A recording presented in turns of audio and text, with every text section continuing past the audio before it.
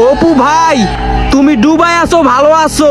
কিন্তু আমি তোমার কথা শুনে ওমরের মাকে নিয়ে ট্রল করে এখন মানুষের দাওয়া খেয়ে বউকে নিয়ে কলা বাগানে পালিয়ে আসছি। কিন্তু তুমি তোমার অস্ট্রেলিয়ান গাবিকে নিয়ে ডুবেতে থাকার কারণে মানুষ তোমার অস্ট্রেলিয়ান গাবিকে পিছন না মারতে পেরে এখন আমার বউয়ের সাথে সহবাস করার জন্য আমাকে দাওয়া করতেছে।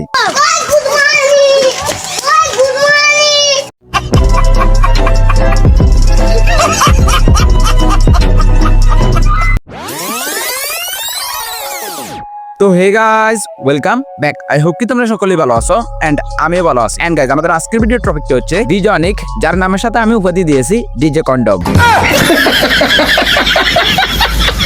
মাত্র কিছুদিন আগে ওর নিয়ে আমি একটা ভিডিও করছি, যেখানে তোমরা অনেকেই কমেন্ট করতেছো ভাই ওর নিয়ে আমরা পার্ট 2 দেখতে চাই। আর তাই তোমাদের রিকোয়েস্টেই আমি ওর নিয়ে পার্ট 2 নিয়ে আসছি। আর আজকের ভিডিওতে আমরা ওর বউর সাথেই খেলবো।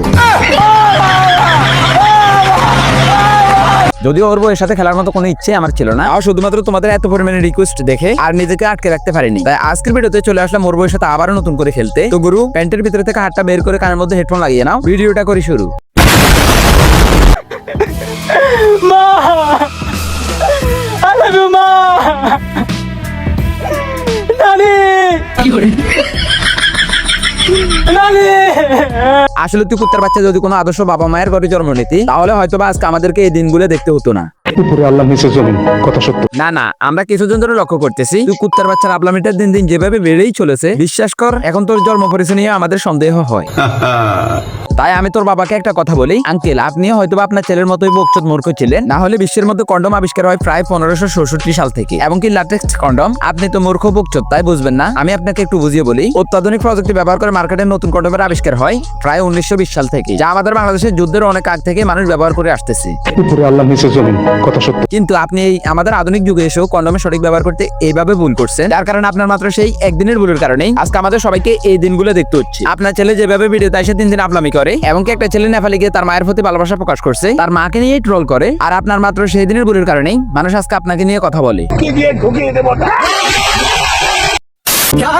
আর ওই বেটা ডিজে অনেকটা ফিজে অনেক শুনলাম তুই নাকি বউ নিয়ে ভিডিও করস, তাহলে তো তুইও বউ ব্যবসায়ী। আরে বেটা, বউ ব্যবসায়ী কারে বলে তুই জানোস? না, এইগুলোর বউ ব্যবসা বলে না। কে বলে এইগুলোর বউ ব্যবসা? তুই যে তোর বউয়ের সাথে রাস্তার মধ্যে দাঁড়িয়ে নোংরামি করস, যে কাজগুলো মানুষ পার্সোনালি বাসায় করতে গিয়ে লজ্জা পায়, সেই কাজগুলো তুই রাস্তার মধ্যে দাঁড়িয়েই করতেছস, এবং কি তা ভিডিও করে তুই সোশ্যাল মিডিয়ার মধ্যে পোস্ট করতেছস। ওইগুলো ভিডিও করে সোশ্যাল মিডিয়ায় পোস্ট করে যে টাকা তুই ইনকাম করতেছস, ওই টাকাগুলোর কি তোর বউয়ের সগুয়া বলে খানকির ফলা?